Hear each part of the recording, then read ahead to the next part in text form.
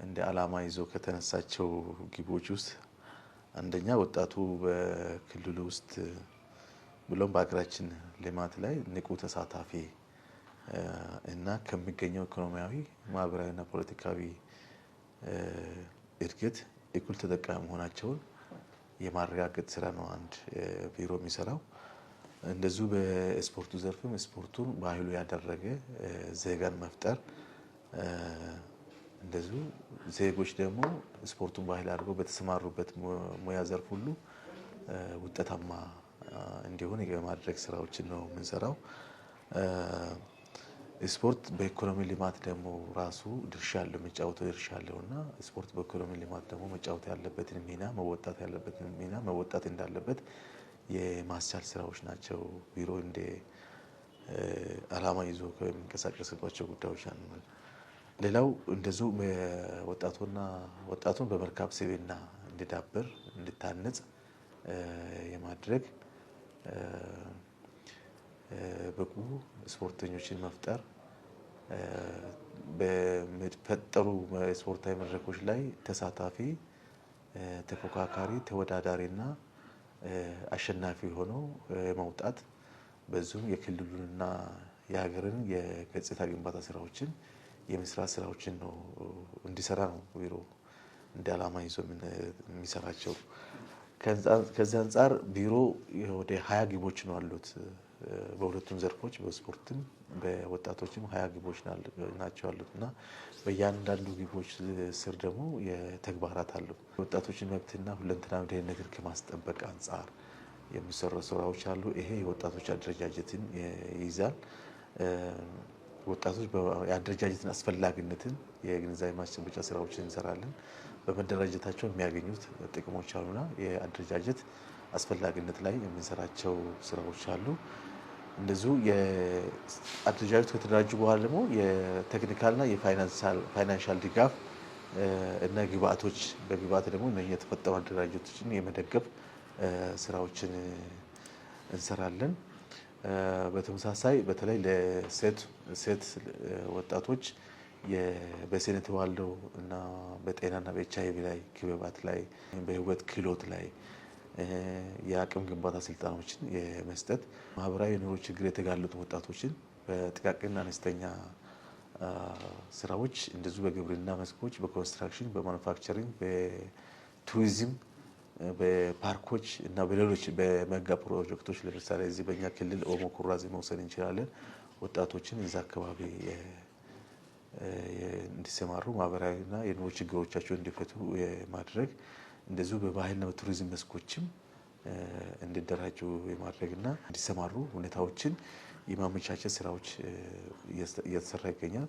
የቁጠባ ባህልን የማጎልበት ስራ እንዲሰሩ ለማድረግ ታቅዶ ወደ 51,000 አካባቢ ወጣቶች ቁጠባ ባህልን እንዲያዳብሩ ተደርጓል። ይሄ በእርግጥ ከእቅዳችን አንፃር ካየነው ትንሽ ወደ 70% አካባቢ አቺቭ ያደረግነው ነው የሆነው፣ ግን ቀላል የምንባል ስራ አይደለም የተሰራው። ሌላ ወጣቶች እና ሴቶች ላይ የሚፈጸሙ ጎጂ ልማዳዊ ድርጊቶችን ጾታዊ ጥቃቶችን በመከላከል ዙሪያ እንደዚሁ ወደ 161,000 ወጣቶች የግንዛቤ ማስጨበጫ ስራ ስልጠናዎች ተሰጥቷል። 4 ክለቦች ተግባራዊ የሆነ የክለቦች ላይሰንሲንግ ስርዓት ለመዘርጋት ታቅዶ ለአራቱም ክለቦች የላይሰንሲንግ ወይ ደግሞ ከፍቃድ አሰጣጥ ስርዓት ጋር ተግባራዊ እንዲሆን ተደርጓል።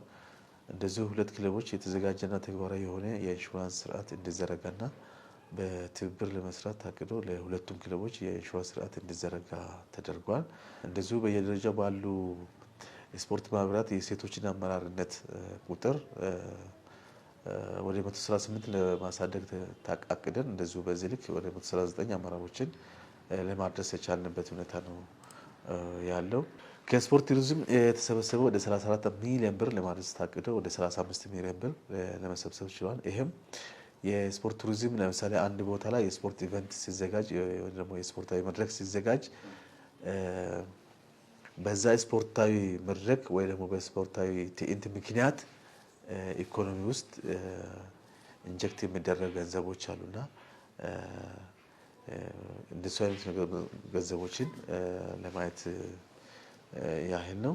የስፖርት ማዘውተሪያ ስፍራዎችን ቁጥር ከማሳደግና ህጋዊነታቸውን ማረጋገጥና ተደራሽ ከማድረግ አንጻርም የተሰሩ ስራዎች አሉ።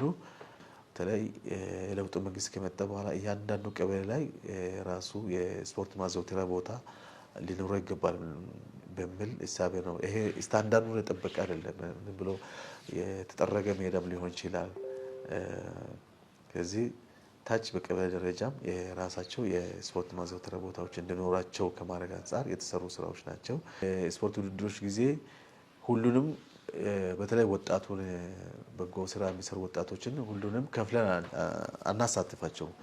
በበጎ ስራ ላይ ምናልባት እኛ ወይ ቲሸርት አሳትመን እንሰጣቸዋለን ለየት ብሎ እንዲታዩና ያን ቲሸርት ብቻ በመልበስ የጸጥታውን ማስከበር ከጸጥታ ሰዎች ጋር ሆነው ሰውን መንገድ የማሳየት እንደዚህ ስራዎችን በጎ ስራ ላይ የተሰማሩ ወጣቶችን እንደ አጠቃላይ በሁለቱ ዘርፎች ባለፉት 9 ወራት የነበረን አፈጻጸም ይሄን ይመስላል። ግን በ9 ወራት ውስጥ በነበረን ሂደት ውስጥ እንደ ቻሌንጅ ከገጠሙ ጉዳዮች በተለይ የስፖርቱ ዘርፍ ብዙ ገንዘብ የሚፈልግ ዘርፍ ነው።